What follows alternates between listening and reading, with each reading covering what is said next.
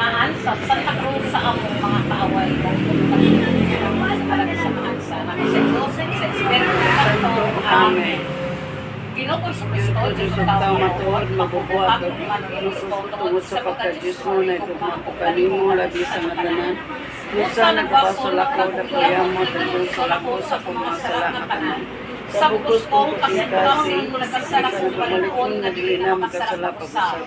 O likayan ko naman ang mga kinikinan sa pagpakasala. Mag-akumpisa na ko mag-atuman sa penitensya ng isugo mo kanako. Ihalay ko man kanimo kung kinabuhi. Gabayat ko sa akong masala. O milaong ako sa imong Diyos nun kahit kaluoy, ngawalay katapusan. Napasayloan mo ako tungod sa pagsagi, kamatay mo sa krus. Ibatakan ako sa imong santos nga grasya. Ngayon ko sa akong mga gawi. O ibadayon ko pagluman sa mga mahayong utol sa ikamatay ko. Amen. Ibungat mo Ginoo sa among mga ngabi, inito mo ang among mga kasing-kasing. Hawanan mo sa tanan ng mga walay pulos.